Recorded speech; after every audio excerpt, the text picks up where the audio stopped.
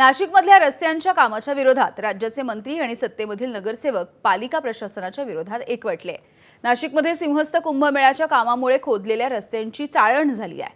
मंत्री नरहरी झिरवाळ यांच्या घराजवळचा रस्ता हा खड्डेमय झालेला आहे।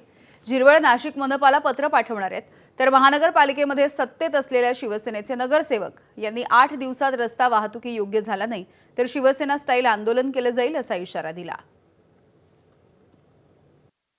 नाशिक शहरामध्ये सिंहस्थ कुंभमेळ्याच्या अनुषंगाने अनेक विकास कामं सुरू आहेत, त्याचबरोबर रस्त्यांचं कामं देखील त्या ठिकाणी सुरू आहेत। मात्र नाशिकमधल्या मखमलाबाद गाव त्यासोबत माथुरीकडे गिरणारेकडे जो जाणारा रस्ता आहे, शहरालगतचा खरं तर हा रस्ता आहे। या रस्त्यावर जर आपण बघितलं तर मोठ्या प्रमाणात खड्डे पडलेले आहेत। ऑलरेडी 6 महिने लेट झालेले आहे। यांनी हे कामच मागचा महिना जून महिना पूर्ण कोरडा होता तेव्हा काही केलं नाही।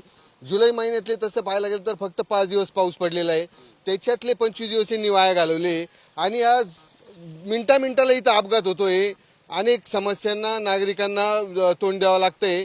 एकूण जर बघितलं तर आपण या ठिकाणी अवघ्या काही अंतरावर मंत्री नरहरी झिरवाळ यांचं देखील घर आहे, निवासस्थान आहे। आपण जर बघितलं तर या ठिकाणी स्थानिक नागरिक दररोज या ठिकाणी मोठ्या प्रमाणामध्ये या सगळ्या अडचणींना त्या ठिकाणी तोंड देत असतात। आपण जर बघितलं तर या मार्गावरून या ठिकाणी मंत्री नरहरी झिरवाळ देखील चाललेले आहेत। साहेब, अनेक दिवसांपासून तुमच्या निवासस्थानाच्या भागालचा परिसर आहे, काय नेमकी परिस्थिती आहे रस्त्यांची?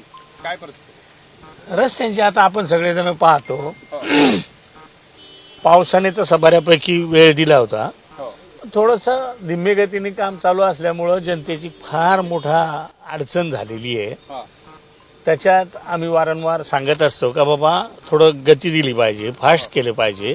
एकतर मोठ्या प्रमाणात खोदून ठेवलं, जेवढं शक्य होईल तेवढंच खोदायला पाहिजे होतं, तेवढंच करायला पाहिजे होतं, पण तसं झालेलं नाही। ते तांत्रिकदृष्ट्या त्यांची चूकच झालेली आहे। तर ते जनतेला लवकरात लवकर कसा रिलीफ मिळेल या दृष्टीने प्रयत्न चालू आहे। महिलांना खूप त्रास होतोय, ऍक्टिवा गाडी कंटिन्यू फसते, दिवसाला कमीत कमी 10 ते 15 अपघात होत आहे।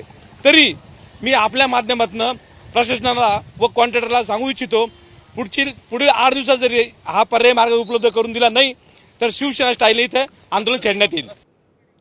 नाशिक जिल्ह्यामधल्या कसबे सुकणे गावामधून धक्कादायक अशी घटना समोर आली। चांगला रस्ता आणि वाहनांची सुविधा नसल्यामुळे ग्रामस्थांना बैलगाडीचा आधार घेऊन अंत्ययात्रा काढायची वेळ आली आहे।